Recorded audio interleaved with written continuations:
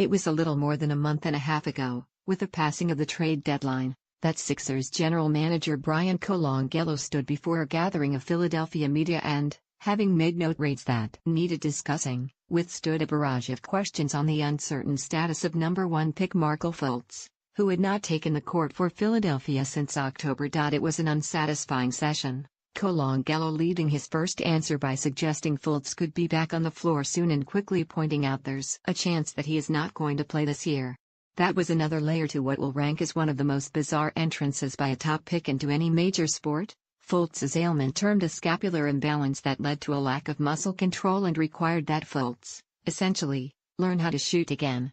There was also the concession on Colangelo's part that there was a mental component to Fultz's struggles. But on Monday against Denver, for 14 minutes of game action, all of that was swept away.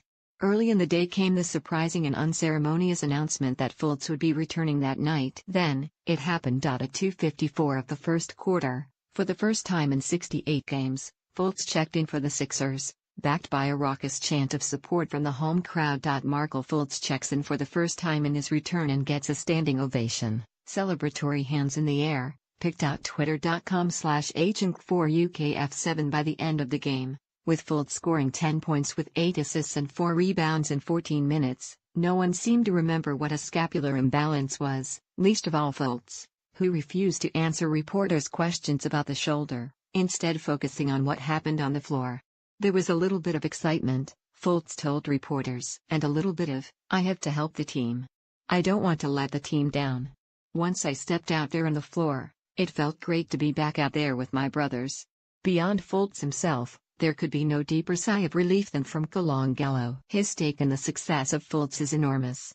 He traded up from number 3 to number 1 last spring to acquire Fultz, giving Boston a crack at the Lakers' pick this year or the Kings' pick next year to get there. While Fultz became a punchline as video of him struggling even to shoot the ball cropped up on the web, the guy the Celtics took third, Jason Tatum, has been a starter and a potential star from opening night. Around most of the league, Colangelo has a good reputation. He built the Steve Nash-led Suns teams of the mid-2000s, committing to a style of play that would revolutionize the game.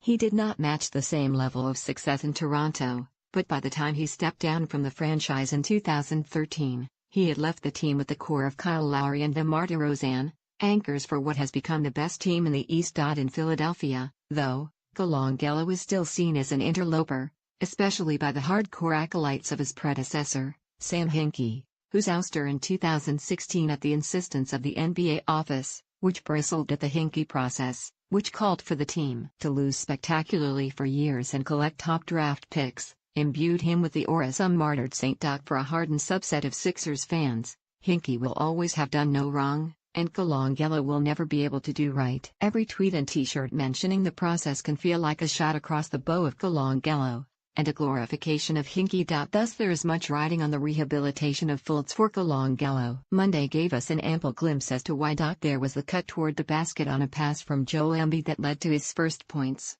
a layup. There were 2 jumpers, one from each elbow, to reassure fans that, yes, he remembers how to shoot. There was a fearlessness in attacking the rim, 6 of his 13 shots coming around the restricted area. At Markelle left records 10 points, 8 assists and 4 rebounds in 14 minutes versus Denver. #Here they come. Picked out Twitter.com/DN4FIU7's coach Brett Brown was beaming after the game. Just look at what he has been through, Brown said. It's ridiculous what he's been through. He understands it. I understand it. Being the first pick comes with pressures and responsibilities and acknowledgments. It's just such an atypical way anybody enters pro sports. Knowing what I know and seeing what I've seen, and understanding how special that kid is from a human being standpoint, it's a good day.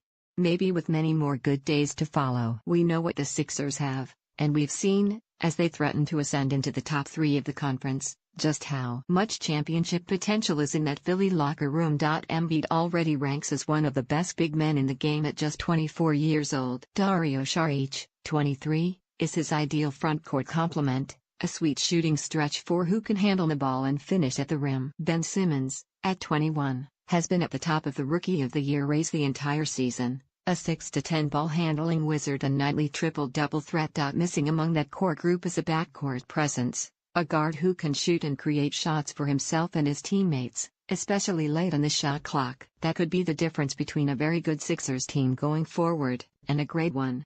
That was the expectation for Fultz entering the draft, and the reason he drew, perhaps unfairly, comparisons to James Harden last spring. The one game on Monday was not quite enough to back up that billing, of course.